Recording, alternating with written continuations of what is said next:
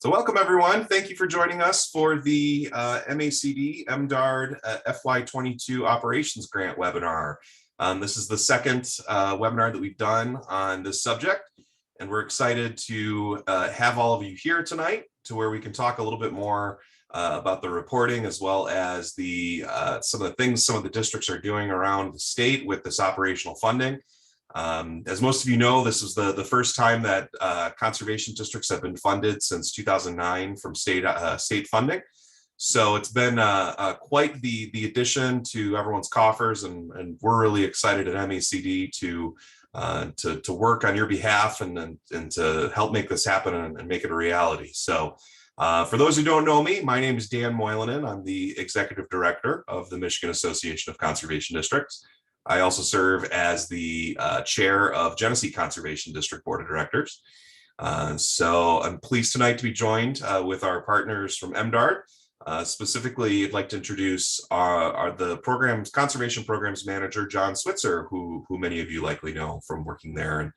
And so without further ado, I'm going to go ahead and turn it right over to John to take over, and we'll get right into it. So thanks again for joining us. Thanks, Dan. Good evening, everyone. Thanks to Dan and MACD for hosting this webinar for us to do another update on the 2022 Conservation District Operations funding. I'd also like to thank Rachel Guth and Christy Roman for putting this slideshow together. They did some great work, got some nice photos in here. So hopefully it's some good content, answers some questions, gives a little bit of information about some of the great work that's already being done with this funding. And a little bit about what's coming next. So I would like to just first say that you can probably tell I'm kind of fighting a cold, a little bit of a cough and sore throat here. So if bear with me the best you can, and if it gets really bad, I've got Rachel standing by to hop in and take over for me. So we'll do the best we can, and hopefully it's not too bad. Also, just like to say, we were hoping to get this webinar done several months ago, and realized this is a busy time for everyone, especially with tree sales happening or right around the corner. And we've also got quarterly reports due right now. So I appreciate everyone's being able to make it tonight. And like Dan said, this will be recorded. So for folks who couldn't join us tonight, they will be able to watch it along with the first webinar that I believe is up on MACD's website. So with that, we're going to jump right into it. And I'm going to turn off my video here, and we'll get going. So as Dan mentioned, we've got district operation funding for the first time since 2008, and really exciting. $3 million appropriated to be shared amongst 75 conservation districts. Just a real quick overview of these grants. We went into a lot of detail on that first webinar, but these are a deliverables-based grant. You see here 7 kind of key components of these grants. First and foremost, getting an audit and appropriations and budget passed and in place. That audit piece obviously is very critical to districts, being able to document and show that they are a sound investment for not only state these MDARD state funds, but also other grant and other funding, other organizations funding. So a lot of folks are doing audits for the first time in many years as a result of this, and that's a really good thing. And we'll talk about that in a little bit more. Also, the conservation needs assessment is one of the requirements in this grant. We'll spend a little bit of time talking about that, as well as the annual business plan. And then also approved or updated policies. There's 4 required by law. There's obviously many more than that. We're also asking districts to hold regular board meetings and submit minutes to MDARD, as well as hold an annual meeting and election as necessary. Obviously, with the challenges of COVID over the last couple of years, a lot of districts weren't able to hold elections last year, so we're seeing a lot of districts that are in a position where they need to hold an election this year. And then also, this, like I said, this is a deliverables-based grant. set up so that the initial payment is sent out upon receipt of either an audit or an audit engagement letter, and then submission of appropriations, past appropriations bill. And then after that, it's quarterly payments based on certain criteria being met as the year goes on. So just a real quick recap of what those grants look like. And then just kind of where we're at so far throughout the really the first, we're just entering the second quarter. All this data that I'm going to share with you here in the next couple of slides is through Q1. I just went through a couple days ago and kind of tallied all this up. So this doesn't take into account any of the quarter two information that's being sent in as we speak. But we've got 74 fully executed grants. That 75th is the Macomb Conservation District that has not really been functional for the last several years. We are working on exploring how we can address that issue, either hoping to maybe revive Macomb, or what we can do with those that funding, what options we have based on the boilerplate language in the appropriations for this grant. We have issued 70 initial payments, totaling $560,000. And to date, we've issued 68 first quarter payments totaling $544,000. So over $1 million, 1.1 has gotten out the door into the hands of conservation districts to date, and that's a great and exciting thing. So just a quick snapshot of what the numbers look like. Again, this is quarter one information. We've had districts have applied for 70 new grants and received 40 of them. So right there, that's pretty impressive. More than a 50% approval rating for grant submission. So that speaks volumes to district skill and ability in landing grants. Of those 40 grants landed, just shy of 260,000 are sourced from federal funds, a little over $1 million coming from state funds, 340,000 from local sources, and then 53 from other, and those others tend to be like a private foundation or something like that. So $1.7 million leveraged as a result of the $1.1 million that's been sent out the door already. So again, tremendous, in my opinion, tremendous impact that's already being had as a result of this grant, this operation funding. So congratulations and to all the districts out there who've landed those grants in just the last 3 months. Additionally, we've seen 190 board meetings conducted, 213 municipal or township meetings attended, 14 legislative meetings attended, 160 outreach events, and over 5,000 landowners, stakeholders have attended those events. So again, pretty terrific numbers, since how we're only looking at a 3-month period of time. And so we've had a lot of questions from districts saying, how is this money being used? What are other districts doing? And so we want to spend a little bit of time here tonight to highlight that, to share a couple success stories. And we've got a few people lined up here to share what their districts have done. And I'm hoping that, maybe there's a few other people on the line here that would be willing to unmute and share some of their success stories, or what they're doing, or even what they're thinking about doing with this funding, just so that those other folks out there that are kind of scratching their heads on what to do with it can hear and get some ideas, and maybe help them just make some decisions.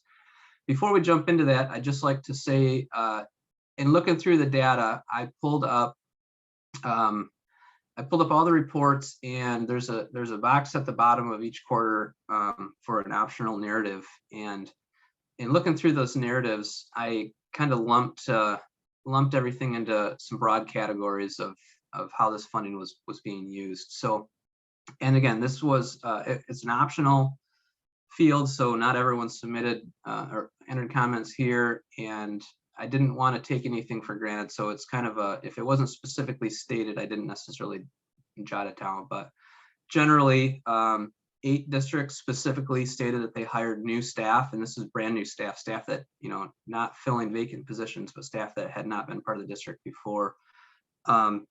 Two of those are new district managers, so districts who did not have a district manager before, Ontonagon and Oakland, which is really exciting. We've also found that that 5 mentioned that they expanded hours of existing staff. And you'll see I got an asterisk there next to that 5. One district actually mentioned that they were going to be reducing the hours of their manager significantly. I want to say it was somewhere in the neighborhood of down from like 32 hours a week to 16. And they specifically stated that the manager was able to, they were able to retain that manager's normal hours as a result of this funding. So I you know, kind of lump that in with expanded hours. Again, pretty impactful in my opinion. 3 added some type of benefit package or other, you know, staff retention incentives. 15 districts mentioned specifically that they expanded district programs or services. This was kind of split. Some expanded existing programs and some started up some brand new programs that they had been thinking about for probably a while, and this funding gave them the opportunity to do that.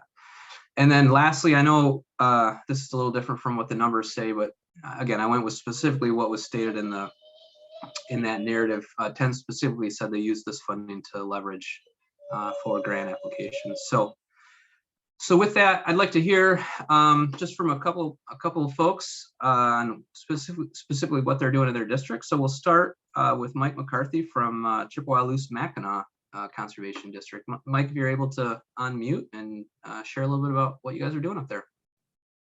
Yeah, can everyone hear me? I can hear you. Okay. For some reason, it switches my mic every single time. But anyways, so we are doing a couple new things and a couple expansion of things. So one of the budget items was expanding our hours available to one of our part-time staff. They like to be part-time, but we weren't quite there for them yet. So we're able to expand their hours for that. The other thing that we did, which is kind of new and unique, I think, is we started a conservation grants program. And because we cover 3 counties, the idea of that was to disperse the same amount of grant funds across all 3 counties for community conservation programs or projects. So we opened that up for proposals in November, and those were due back in January. And we were unfortunately not successful at getting applications from all 3 counties. Our initial plan was to spend $9,000 on those. We got halfway, so that's pretty good for the first year. We did get some feedback from folks in terms of those grant opportunities that we put out, saying that we limited the amount available for each grant just a little bit too much. So next year they had recommended maybe opening it up to a little bit larger fund for each grant. We limited it to $800 per grant. We did put a 10% match to that, which is $80. But every single person who did matched it by half, at least. Some matched it by like tripling it. So we got some unique projects, some trail work signage that promotes conservation and stuff like that. We had a school apply who are going to do some trail work. They're going to do some native tree plantings, and they're doing this in conjunction with a local conservancy to start a birding trail on their little school property. Trying to think of all the other ones. Some erosion control along the Lake Superior shoreline with the Bay Mills Indian community. So a few projects along those lines. Another opportunity that we've been working on for probably 3 years now, we've utilized a Wildflower Society grant in the past for it, but it's a trail system over in the Newberry area. and we are going to be continuing to do some invasive species knapweed removal there, and as well as establish native plant flower beds there.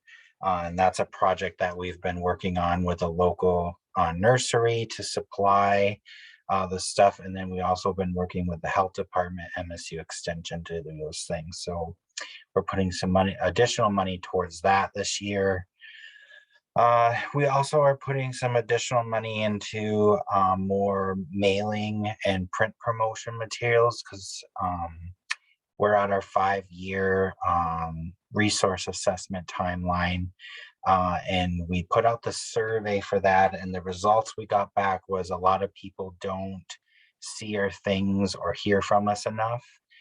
So that was a direct relation to our resource assessment, is we want to make sure that we're identifying the needs that people put in a survey and that we're trying to meet those. The other thing that we're working on this summer, and hopefully we can continue this going forward, is in that resource and assessment too, about 90% of the responses that came back from that said that they want to see more education in various conservation practices, conservation topics, how to do things, how to do plantings, all that type of thing. So we are in the midst of hiring a summer education program technician who will be in charge of just doing conservation education programming across the conservation district. And like I said, that's a direct from our resource assessment survey too. And finally, obviously, I've heard from a lot of you folks, especially from my district neighbors, that vehicle travel is an issue and we don't have enough stuff. So we are still in that boat too. So we did put some money aside from this to purchase an additional used vehicle for the district. So that's our plan for the year. Hopefully it's some help for some of those that are struggling. Thanks, Mike. You guys are really able to spread that money around and do some really great things. So those are pretty neat. Thanks for sharing. Good luck with those projects. All right, next we'll jump to Mark Randolph from Kalkaska. Mark, if you're on and able to, there you are. Go ahead. Hey. I want to thank Mike because what we did was put together a series of cost share programs, but in doing our research, we took a good look at Mike's conservation grant program. And Mike, I'm looking forward to getting with you at the summer conference, and we can exchange some notes to see which way works better, because I'm a little daunted by what we're taking on. Our conservation cost share program, 3 of them are for forestry. So the first one is we will cost share 50% of forest management plans, up to 50%. We'll pay 50% of them up to $2,000. And then provided people have a forest management plan, we will do a reforestation cost share, up to 50%, up to $10,000 that we'll put in for reforestation. And often in those forest management plans is a timber stand improvement, and those often don't make any money, and you really have to get things set up right at the beginning. So again, we're doing another 50% cost share up to $2,000 for forest management plans. Those are the forestry parts of our cost share. We'll cost share half of the cost of putting in a riparian buffer strip, so native vegetation on shoreline.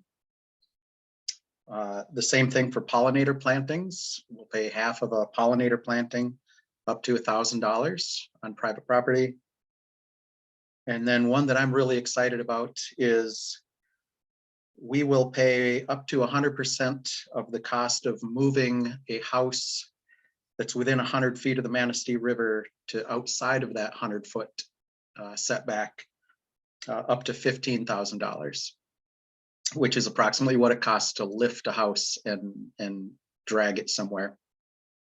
So those are the things that came up in our conservation needs assessments as kind of the important things we wanted to work on beyond normal operations. So that's what we're putting the state grant toward.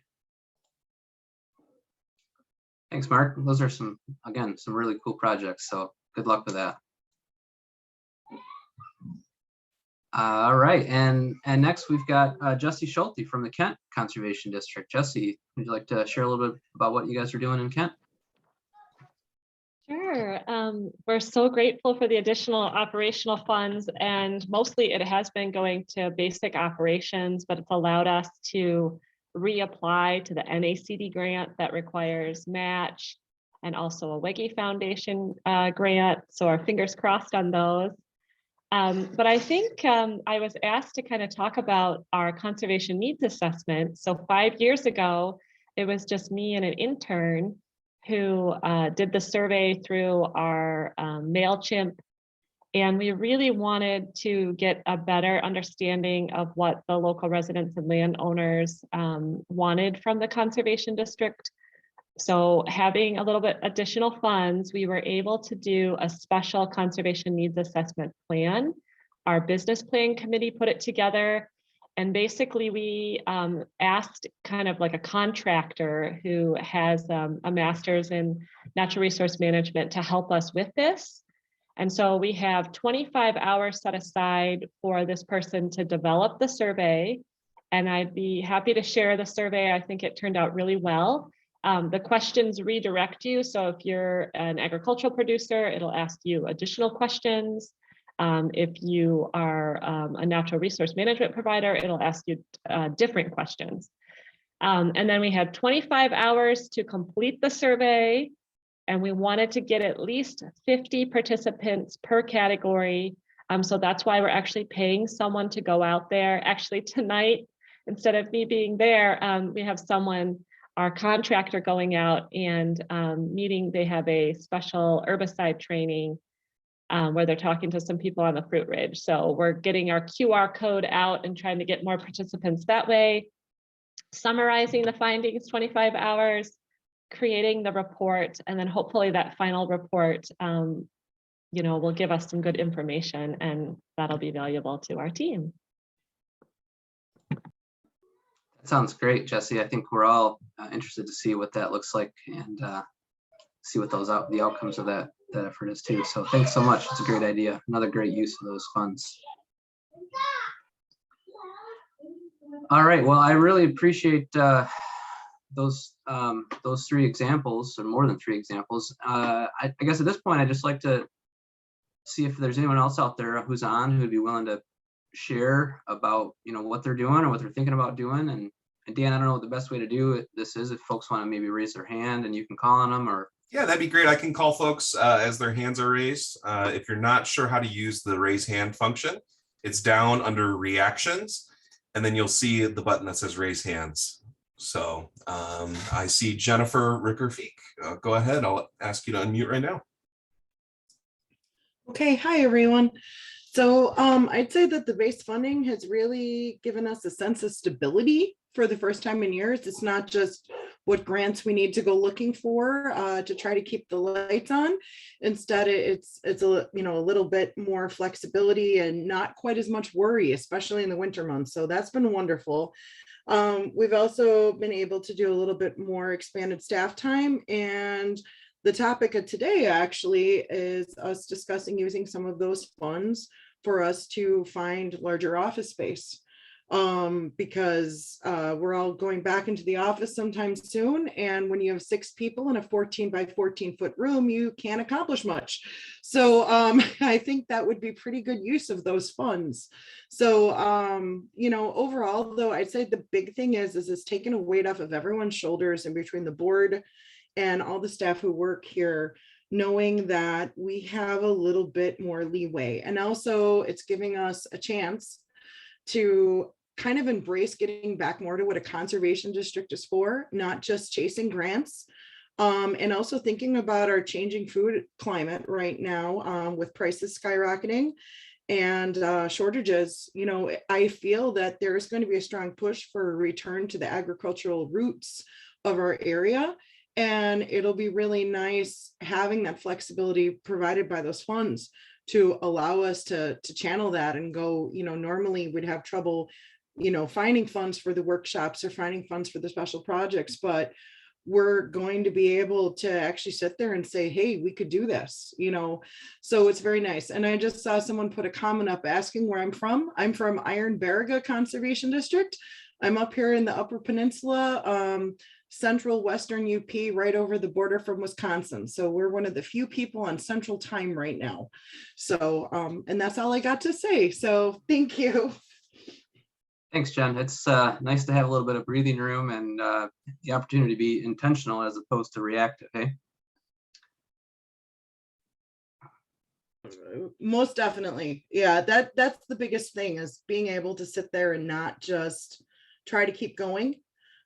Because that's what it's been for all these years, is let's try to keep our head above water and let's try to grow. But, you know, what grant programs can we find to go after certain things we want to do? And sometimes there just aren't ones for what we'd like to do. And there's a lot of stuff that's on back burner that we've longed to do. And this gives us a little bit of wiggle room to do that with. So we're very happy about it.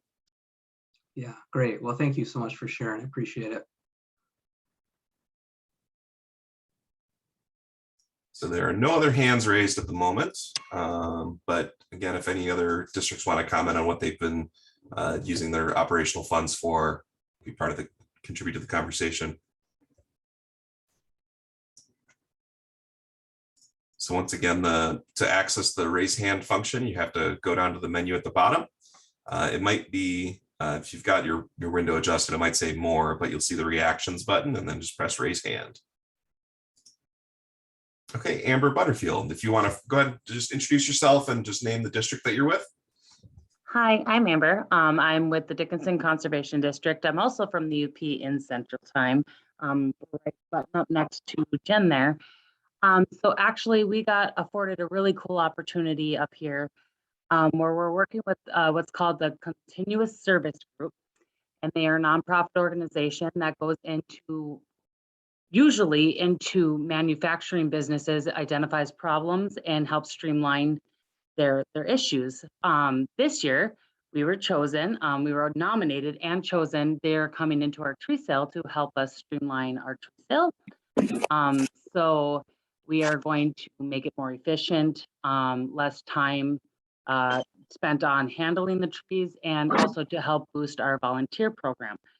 So yeah, it's pretty busy time, especially with running tree sale and having all these meetings and all these workshops with them. But so far it's been amazing, and we've been able to network and get our name out into the public more, to people who didn't even know that we held a tree sale. So we're really excited, and obviously tackling new avenues. And with that, you know, they said, well, we would love to partner on future projects and grant funding opportunities to help handle some of these conservation needs within Dickinson County. So we're loving it, and we're meeting some great and awesome new people.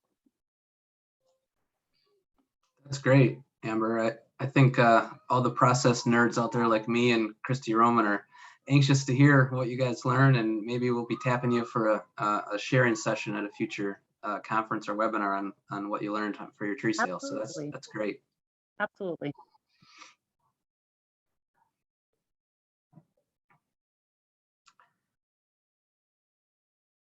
All right, is there anyone else out there that wants to maybe share real quick before we move on to the next slide? It's been some really good ideas, some really good projects, some really cool stuff happening out there. John, I just wanted to share real quickly about what we're doing in Genesee County.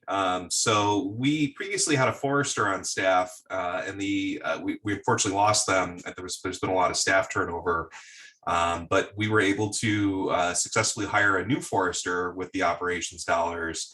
And because of that, we were able to implement a grant from the Charles Stewart Mott Foundation, who are based here in the city of Flint, for $200,000 to manage the urban forest here in the city. In addition, because of the work that we're doing now with having that forester on staff, we were able to also secure another grant through the MA Foundation for replanting. So now as we're taking, sick and dying trees down, we're able to actually replant them and replace them. So it's pretty exciting. And because of this, we've been able to leverage some additional grant dollars. It's been hugely beneficial to our community here in the city. Yeah, that's great, Dan. That's exciting.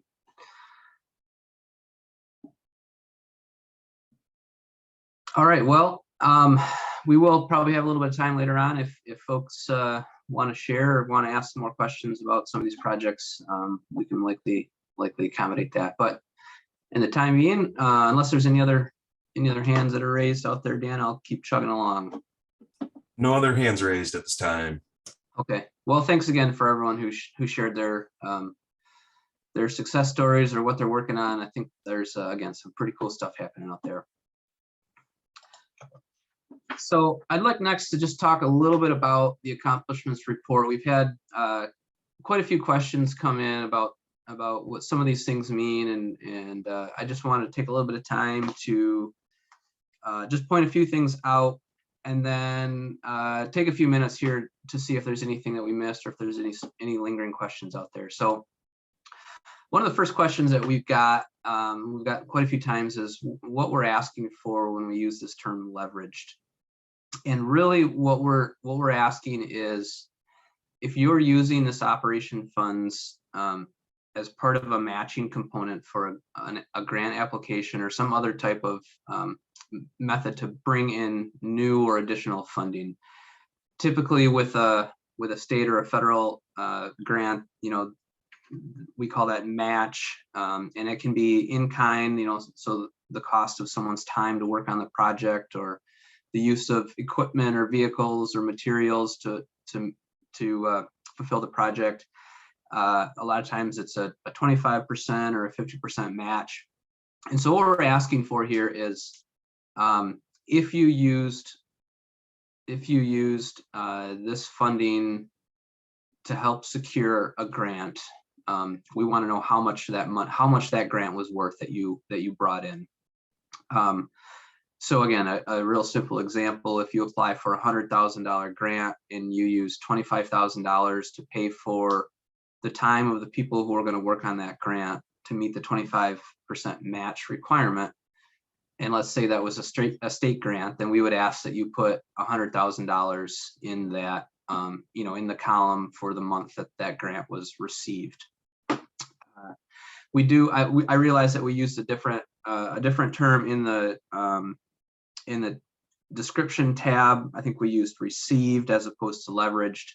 Essentially, we're asking the same thing: received and leveraged. We used the word leverage because we wanted to make sure it was you are considering when you're actually using those funds again as leverage to help meet the match threshold for the grant. The other thing I wanted to point out too, actually before we go there, I'm going to go back up to leveraged.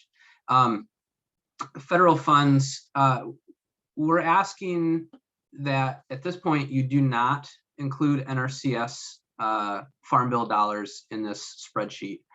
And it's not because we don't think that information is important. It's very important. However, we are going to try to get the statewide data directly from NRCS so that we've got a consistent data set of all the NRCS dollars that were obligated and implemented in Michigan in the event that some of the districts aren't able to get some of that local information. That information is generally provided on a county by county basis. So we will be able to tell where those dollars went to each county.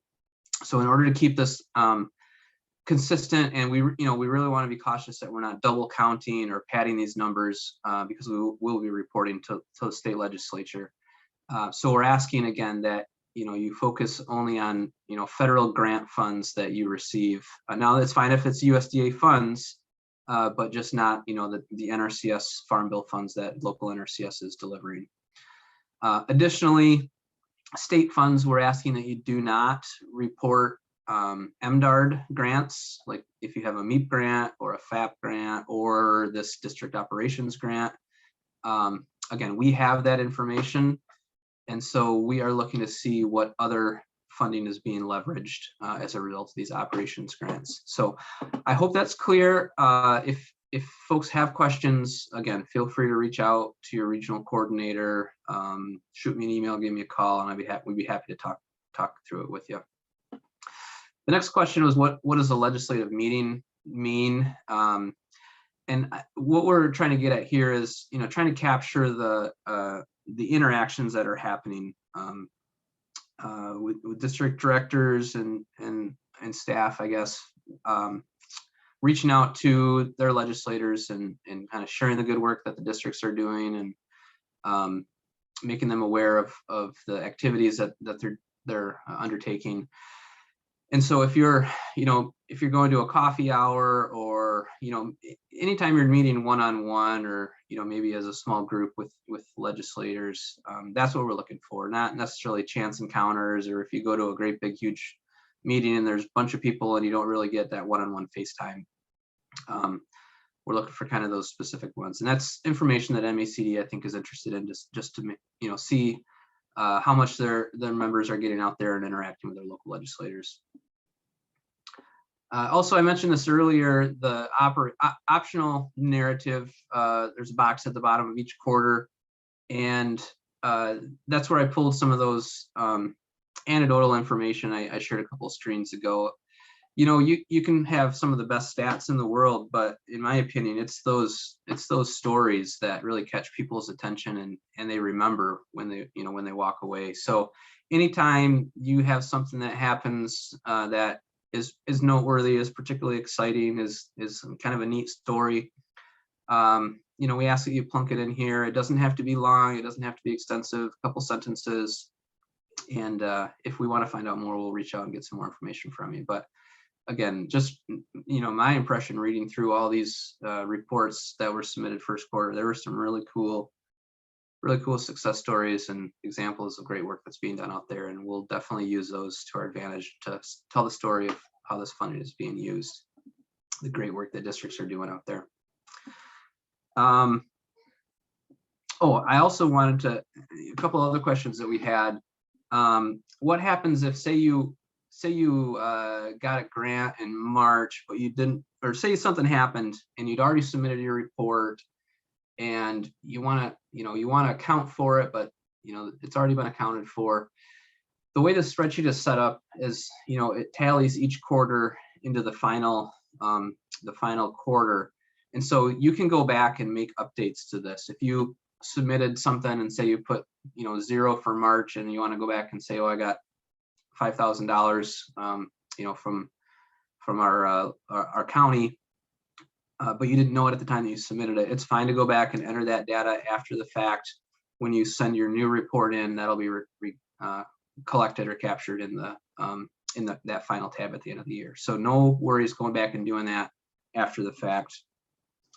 The other thing, especially, we've got this question, especially with multi-year grants. When we created this, we wanted to try to make the reporting as simple as possible. Didn't want to add more work, more burden. And so we thought what made the most sense was just to record the full amount of the grant when you got it, and not worry about divvying it up over 12 months or 24 months or 36 months. Just put the full amount in there. And you might think, well, I'm doing all this work, month after month, quarter after quarter. It's going to look like I didn't do anything, or we didn't bring these funds in. And I recognize at a local level, it might kind of seem that way. But when you think big picture, 75 districts, we've got folks that are going to be bringing grants in throughout the year, over the years. And so it's really going to even out. So again, we're asking that once you get a grant, when you get it, just put that full amount in there, and then it's reported. It's good to go. One other thing I noticed when going through the grants too, if you could keep it in Excel format, it makes it a lot easier for me to tally these numbers, because I'm just copying and pasting into one great big spreadsheet. And when it's in PDF, it just adds a little bit more time on my part. You can imagine going through 75 reports, it takes a little bit of time. So if you could keep it in Excel, I'd appreciate it. And then when you send the email to the grants mailbox, it's fine to just send one email with both the report and the invoice. You don't have to send them in two separate emails. Obviously, if you want to, that's fine, but if it saves time, then keep it in just one. Also want to point out, with Q2 reporting upon us right now, that Q2 report is going to look exactly the same as Q1. However, Q4 is where you'll see some additional fields. Specifically, we're using that quarter to collect the number of district programs. So if you've got if you do a tree sale and you'd have a FAP grant and you have a recycling program, you would list those as 3 programs. We also want to know how many employees the district has. Full-time employee is defined as 30 hours or more. Less than that would be a 0.5 half-time employee, and then same thing with seasonal employees. So trying to capture what the number of employees are out there in district world. And then also a few of the requirements we'll be talking briefly in a little bit.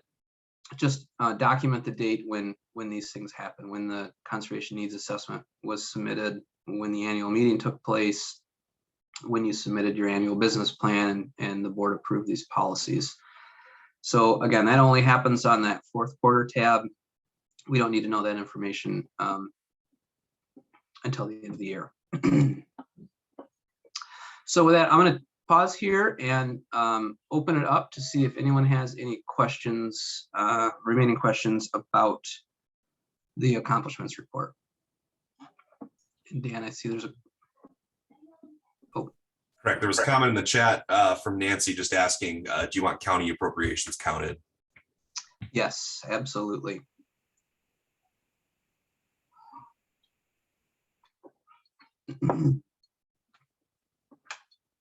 Any other questions on the reporting? And we did go through this in the in that first webinar too.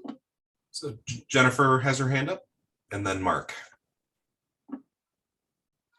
I'm just have some quick questions on the funds leveraged.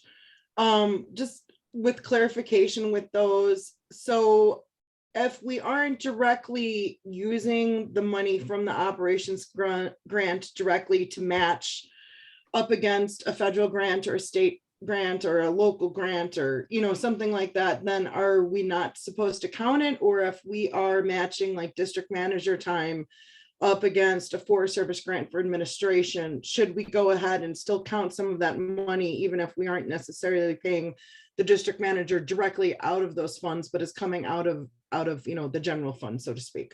Yeah, absolutely. If you're matching manager time, I know how it works. It's all one big pot. Maybe not as big as a pot as folks would like. It's all one pot, and that money's got to come from somewhere. So the ops grant might offset some costs somewhere else to make that possible. So yeah, absolutely, Jen. If you're especially committing staff time, yours or other staff time, I would consider that leveraged. And then I guess kind of take it on a case by case if it's a different scenario. If it happens to be a grant that doesn't require any match whatsoever, and you don't really have to do much to get it, I guess we can have the conversation. When I talked to the RCs about it, what I said is this ops grant is helping districts keep the doors open, and if their doors aren't open, they can't apply for and receive and implement a grant. So in my opinion, it's a pretty easy sell to say that pretty much anything that's coming in is a result of this operations grant being leveraged to help get that.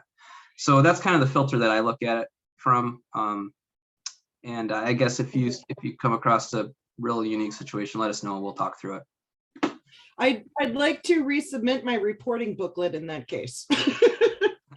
Well, like I said, you're go ahead and update it the next time you submit it, and it'll be reflected down the road. So no worries.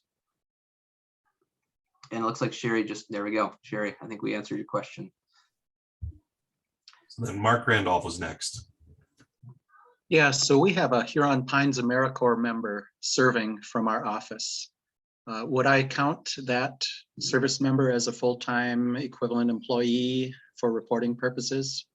We are paying for part of his service work. Then yeah, I would for sure, especially if you've got some money in on it. I would count them as an FTE. Yeah. Great. I'm not allowed to call him an employee, but he is a service member. So There you go. thank you. All right, thanks, John. You bet. So John, there's another question in the chat, and I'll just note that I'm guessing Christy probably just shared a direct link to the Zoom. So there's a lot of folks that have joined as Christy's name. So if you didn't register for the webinar through the Zoom page, that's why you're showing up under a different name. But it says in the description tab, do we fill that in or will it autofill?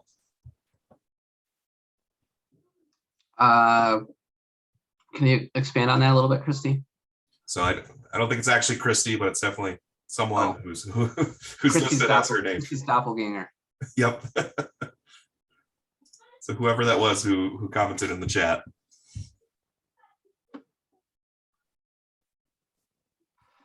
Okay, so yes, the descriptions tab is just to kind of help explain what these categories mean if you have questions. So you don't need to do anything with that descriptions tab. It's just a reference tab. Hopefully that answers your question.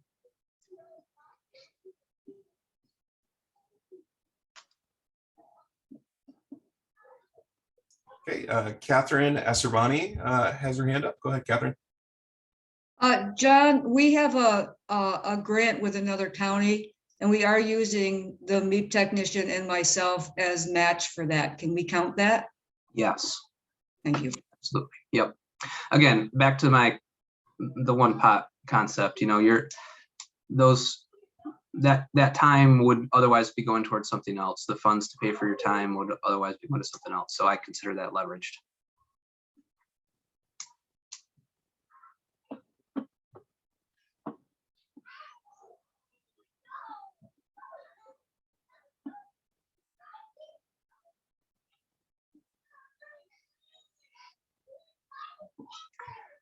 All right.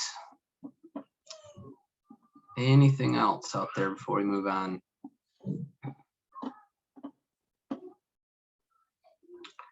And if you guys can hear my kids in the background, hopefully you're having as much fun as they are right now. So apologize for that if they're coming through. All right, well, I'll keep moving on. And again, we'll have another opportunity for some questions here later on. So if you think of something down the road, pop it in the chat or jot it down and we'll circle back and try to get to it.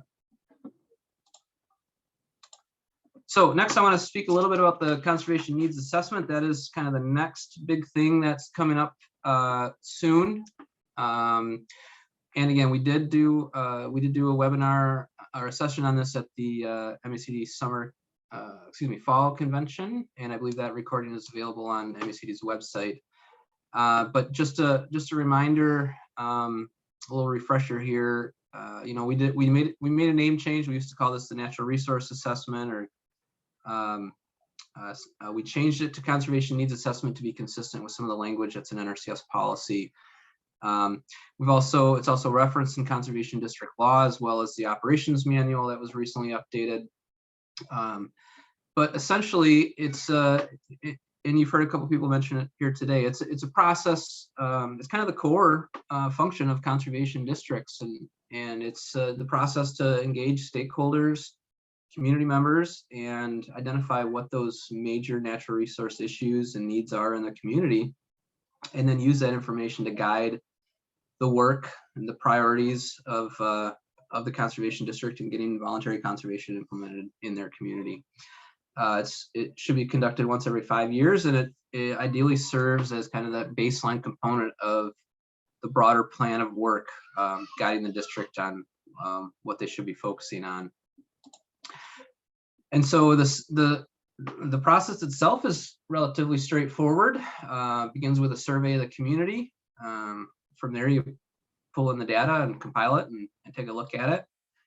Review that with the board, and you know, they set priorities. What's more important? One of the the privileges and responsibilities of being an elected official is you get to make those decisions and say what you think the district should be working on.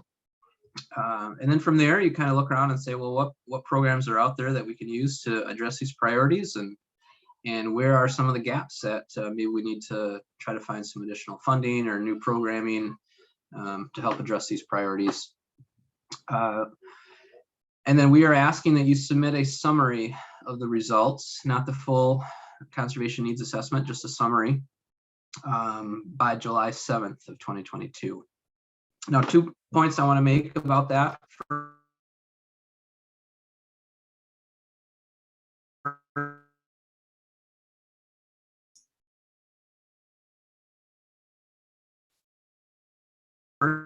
Oops, John, you're cutting out there a little bit.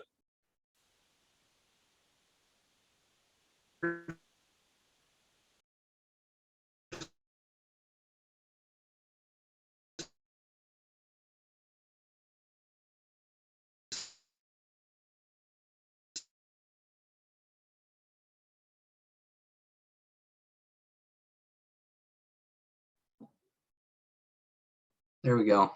We're back. All right. Thanks, everyone. For those folks who are,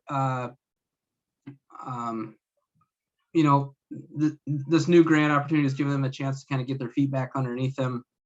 We realize that there's this can seem intimidating and overwhelming. And so there is an opportunity, if need be, to ask for an extension request if you're not going to be able to meet that July 7th deadline. So if you find yourself in that scenario, reach out to your regional coordinator and let us know, and we'll work with you on trying to get an extension request. Keep in mind that there is only one quarter, only 3 months after that July 7th deadline before this this grant ends, and so it doesn't buy you a lot of time. And there is another component that comes after the needs assessment. So just keep that in mind. We encourage folks to try to meet that deadline to the extent possible. And Elizabeth, it's almost like we planted that question. The needs assessment survey can be found in a few different spots. MACD has it up on their website. I think it may have been posted in Slack, and we also have a copy of it available. The template was developed by a subgroup of the legislative work group, MACD's legislative work group, a few years back, with representation from MACD and CEDM. So it's a list of example questions. However, it certainly can be tailored to your community. You can add some questions, you can modify the questions a little bit, and ideally, your board would review that survey before it goes out.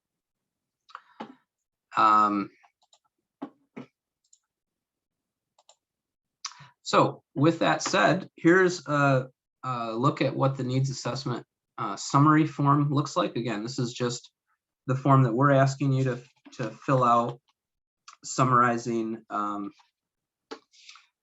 what the outcomes of that survey were. So pretty simple form. You put your name, put the contact information and mission of your district, identify the top resource concerns in priority order. Again, the role of the board should be to take what's identified in that survey and say this is most important, and this comes next, and this comes after that. From there, identify what existing programs you have that could identify those, and then what other additional resources are needed to address the resource concerns. We'd also like to know how many folks responded to the survey. Again, we'll use that information as part of our legislative report, and then also the time frame. So if you're doing this new, the time frame would be the next 5 years. If you did this 2 or 3 years ago, you would indicate the appropriate time frame down at the bottom there. I believe this has been sent out. If not, we can send it out very soon. And it looks like Elizabeth is asking for the reporting form. That reporting form should have been sent out. We can make sure that we get a copy sent out to you, Elizabeth, if you don't have it in your hands.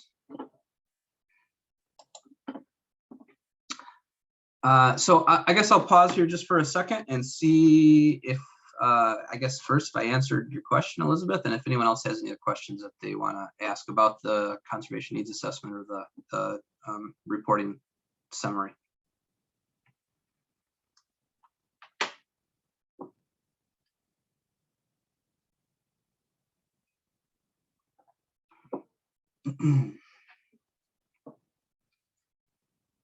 All right.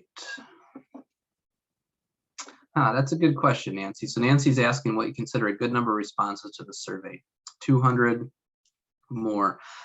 You know, I think that's a relative question to each individual district. I know when I did ours at Clinton several years ago, I was shooting for more than 100. However, the previous one, we had, I think, a whopping 12 or 16 responses. So at a pretty low bar that I was trying to exceed. I guess I'd be happy to hear from a few folks out there what their goals are, how many folks they're hoping to hear back from in their surveys. Feel free to throw it in the chat or unmute and share what you're thinking. All right, just over 100. Mike says 60, is at 58, almost there. Mark, go ahead. Yeah, we try to send out pretty broadly, but if we get more than 50, that is success in Kalkaska. Thank you. Nancy's already at 230. That's fantastic. 100 from Aranac. Yeah, and that's a good point, Jesse. You kind of mentioned that, trying to break it up by target audience. So 50 per category, 200 to 250, but also, yeah, very heavily populated center of your county there too. So again, that kind of everyone's kind of in a little bit of a different boat. Mason Lake had 270. That's great. Angela, Genesis. So that's kind of ongoing constantly. Angela, is what you're getting at, is it's not necessarily once every 5 years, but you kind of keep it an ongoing assessment.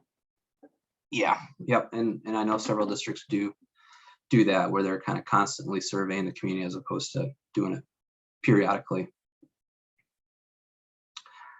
Sherry asked the methods of distribution. Anyone want to share how they're getting those surveys out to folks? So Jesse uses QR codes at meetings. Get people to do it on their cell phone right then and there, huh?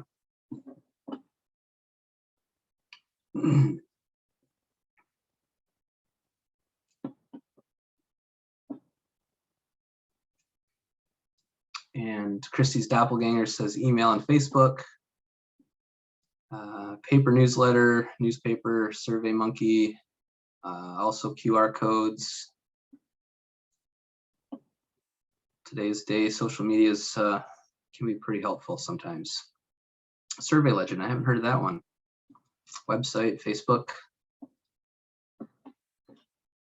Good, well, feel free to keep putting examples in the chat. And then I will keep going here unless anyone has any questions about the template.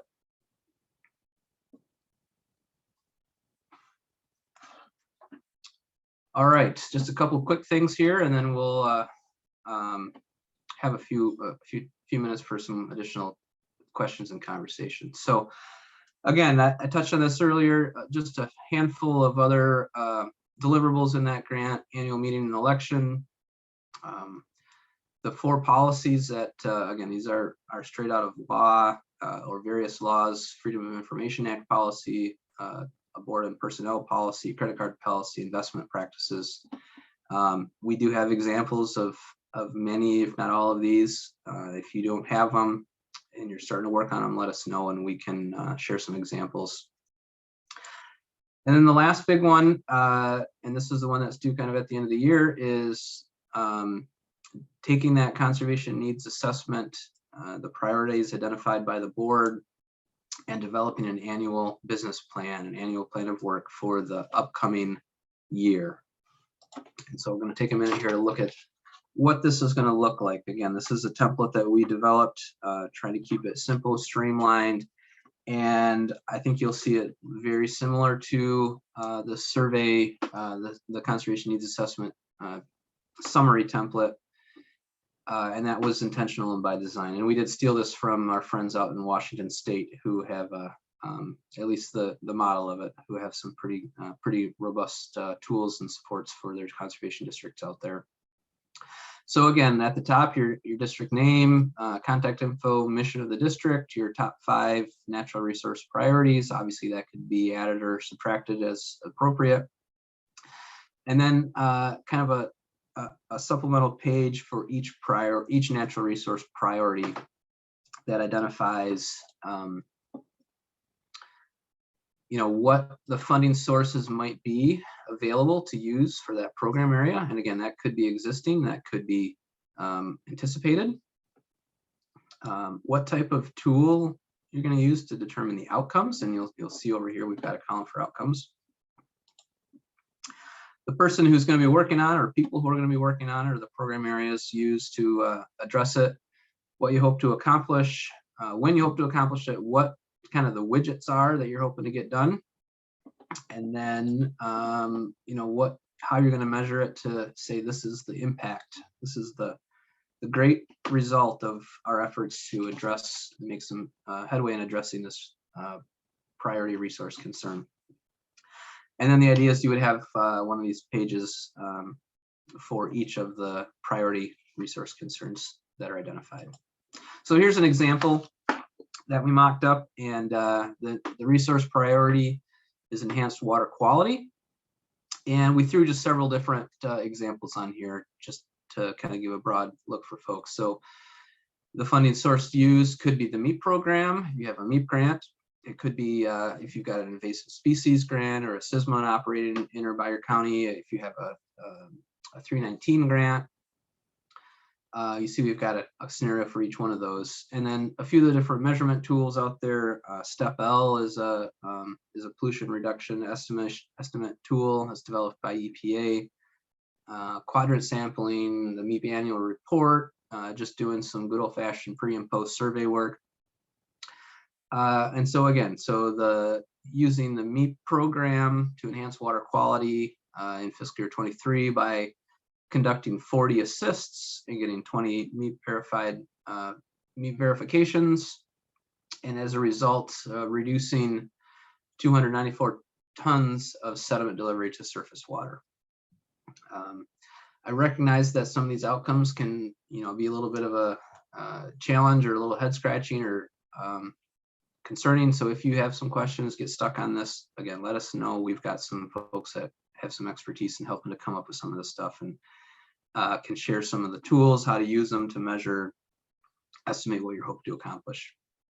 Similar with invasive species, 50 acres treated for Phragmites and 50 acres of wetland restored and 20% increase in biodiversity.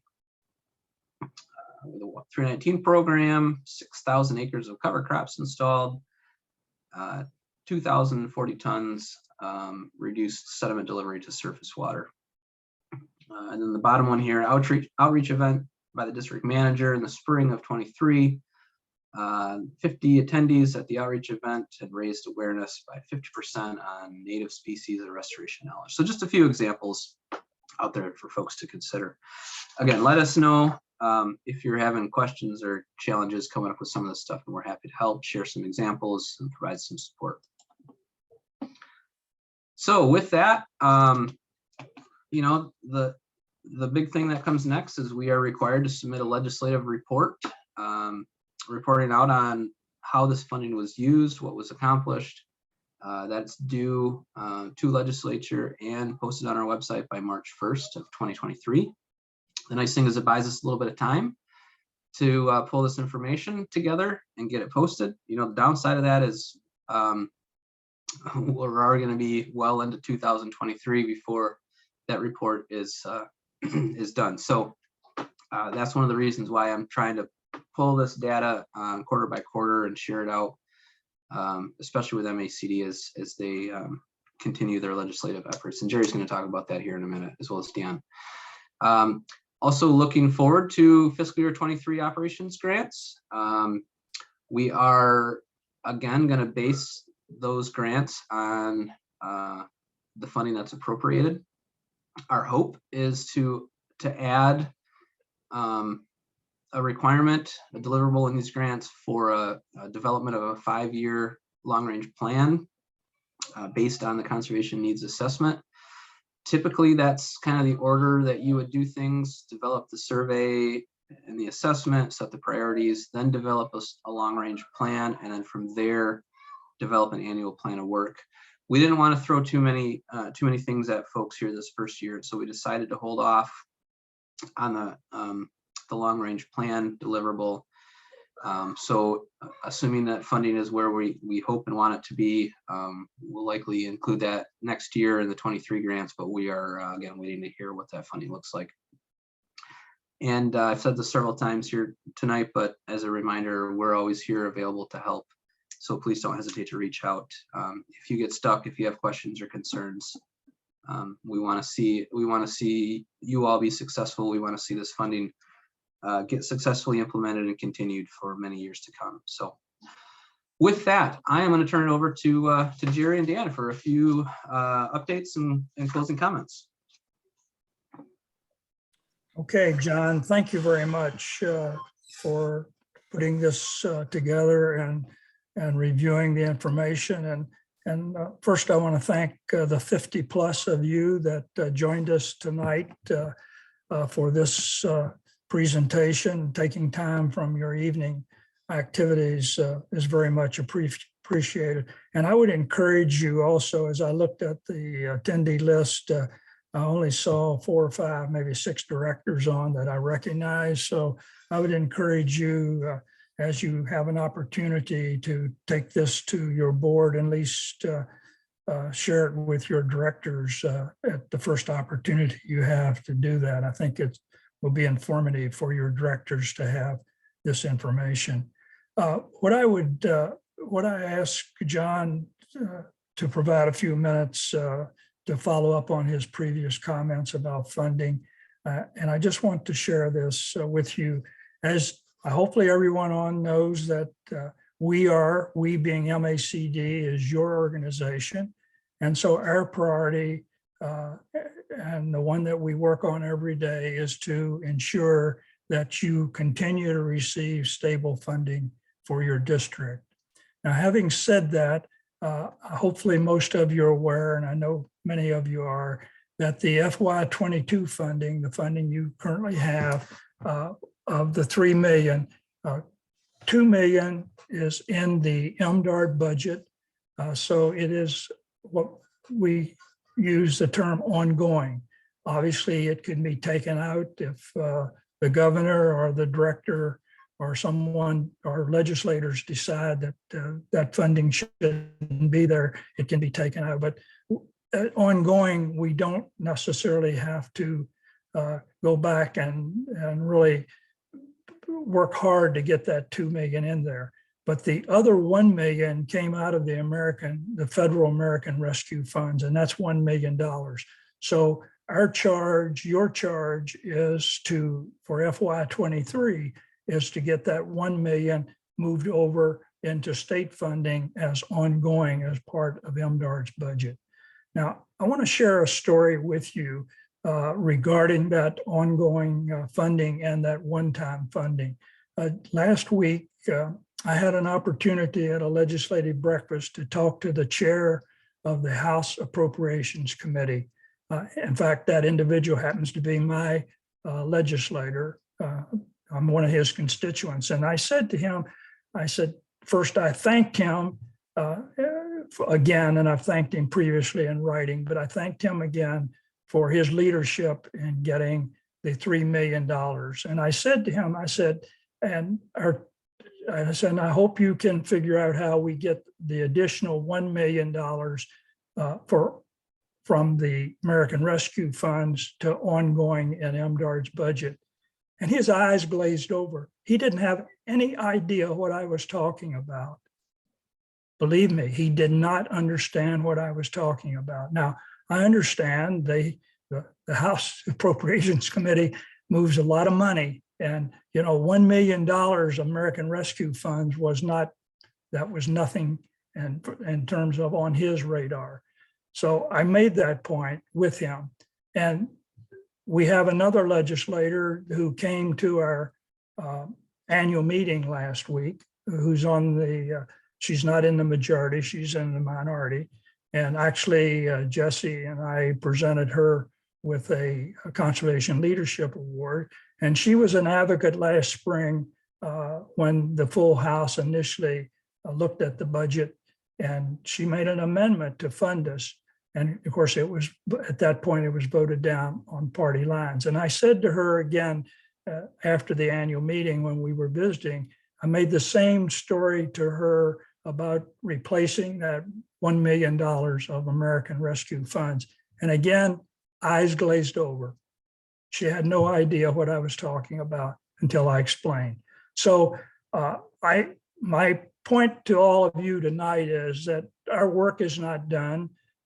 And I'm really asking you to go back as you work with your local legislators, because the reason you were funded last year was not because of what we do with the leadership team at MACD.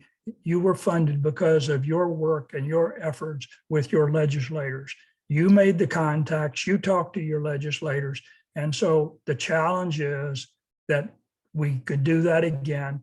One, to maintain the 2 million, and second, to get that 1 million of federal funds replaced with ongoing funds. Actually, I would like to see us get more than the 1 million of ongoing funds, but as a minimum, our challenge is to get $3 million FY23 in ongoing funds. So that is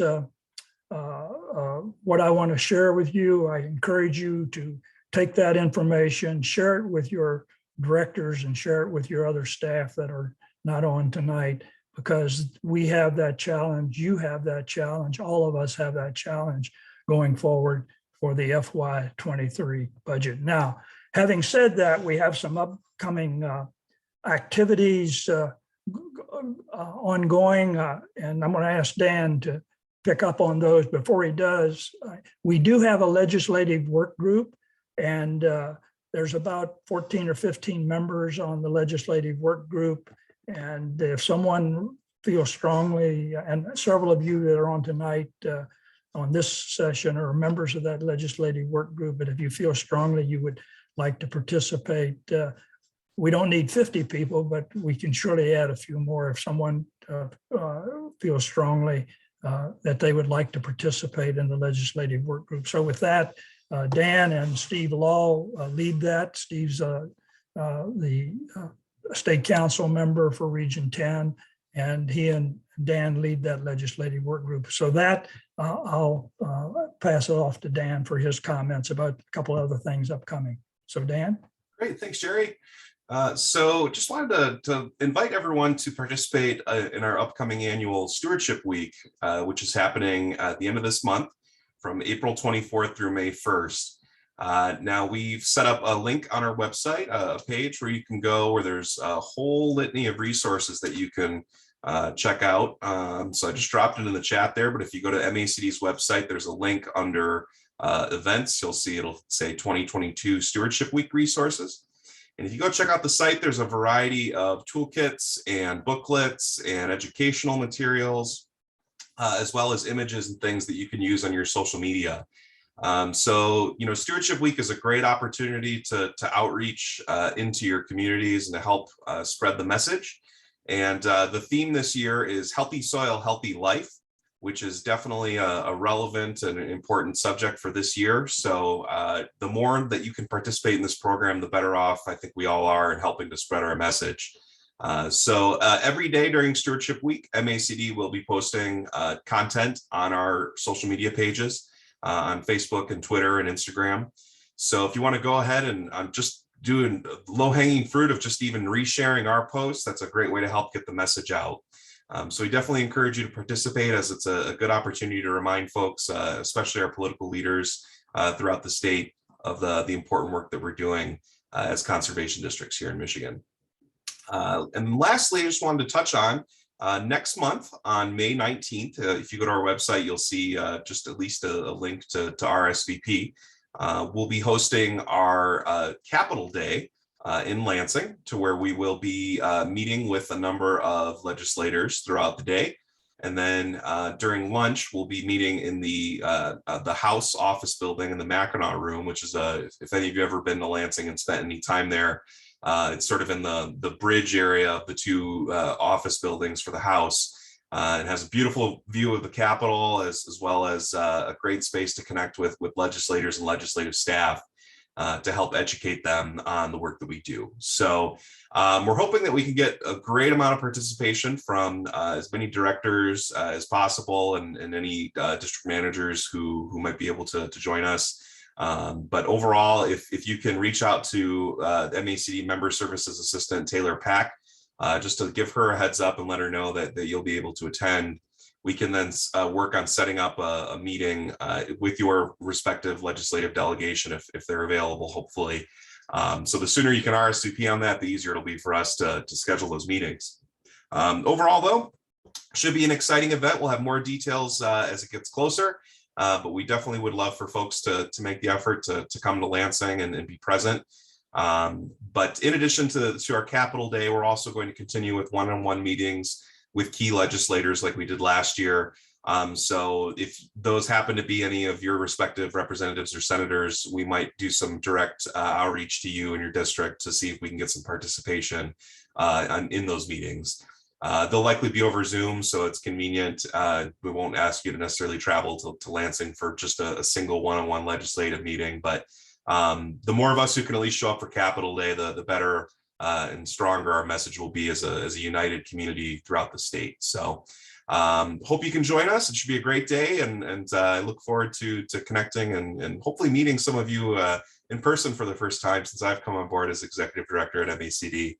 So with that, we are a little bit close to a little bit earlier than what we thought we'd be going tonight. So I don't know, I'll turn it back over to John if you have anything else you wanted to add, or if we have any other questions or comments we want to discuss on any of the things that we've discussed tonight.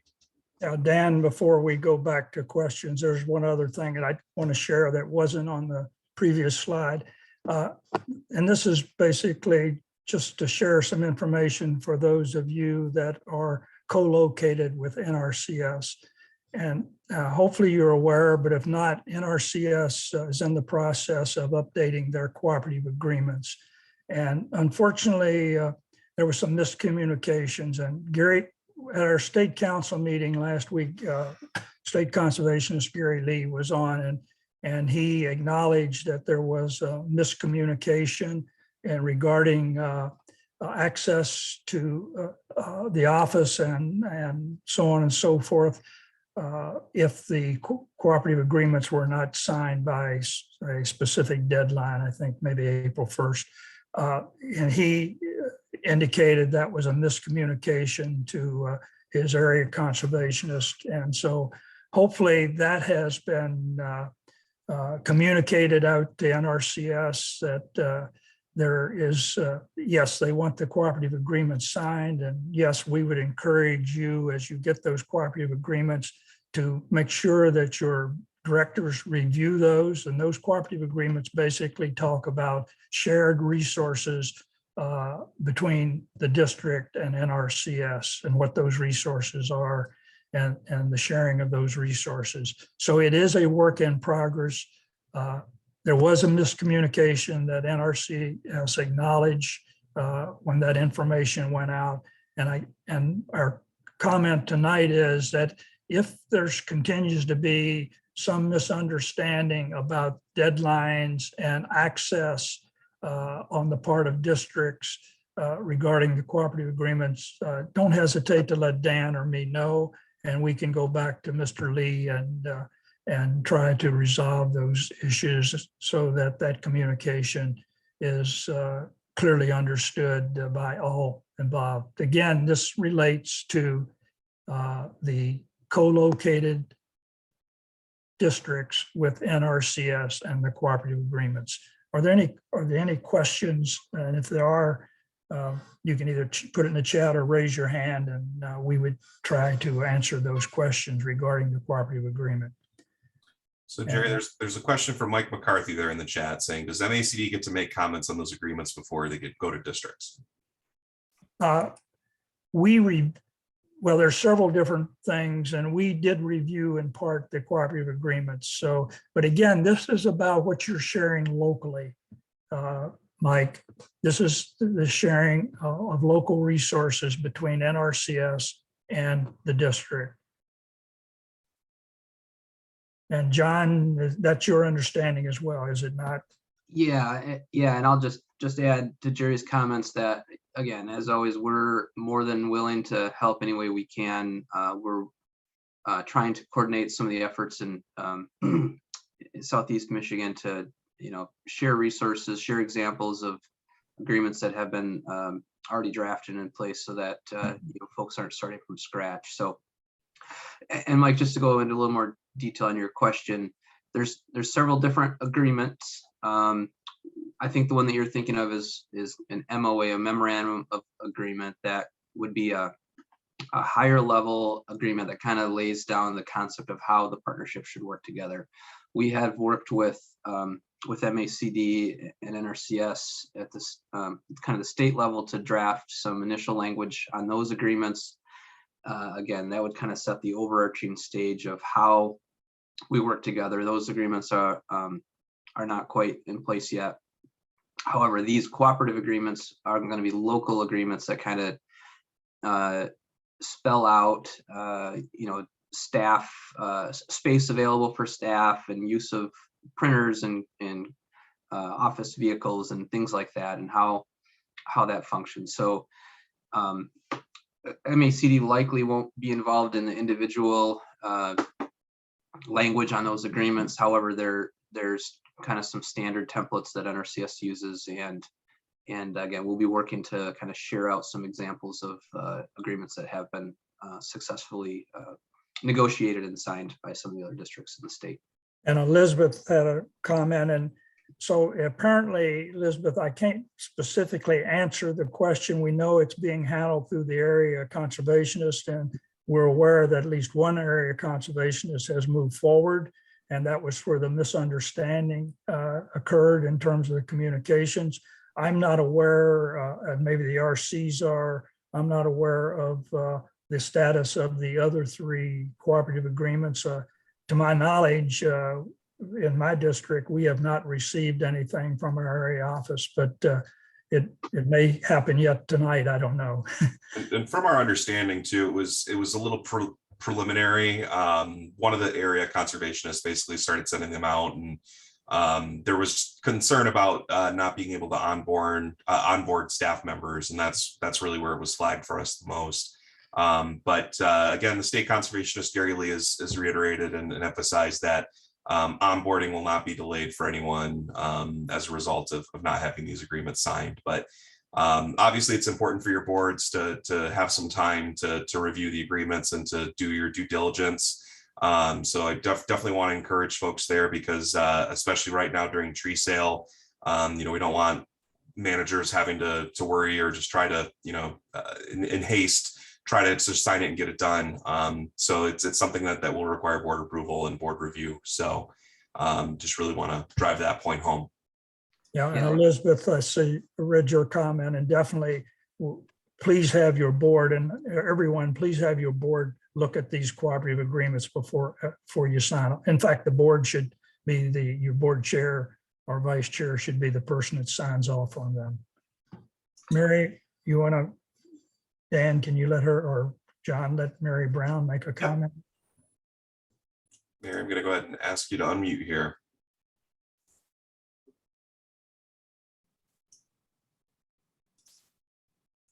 We already had to send ours in. We didn't have a chance to take it to the board. I mean, my board will do a post approval, but they didn't have, the deadline was April the 1st. So we were not having a board meeting till the 14th. So there you have it. They'll sign it after the fact, I guess. Kind of crummy, I think, and less than ideal.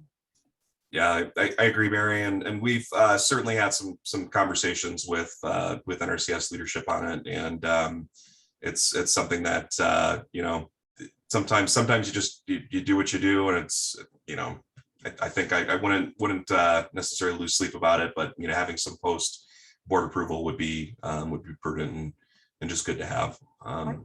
I guess along the same lines, there's been some concern, or perhaps this is again needing communications to be more clear, that, and this might also be a question that the districts who are expanding their staff could address, but if our, whatever we're doing with our staff members doesn't support NRCS mission, we're not going to get desk space in the USDA Service Center. Any comments? That's my understanding. Uh-oh. I didn't hear your question, so I'm sorry. My question was, I am under the understanding that if our efforts to expand staff or projects do not support the NRCS mission, that we would not be allowed desk space in the USDA service centers.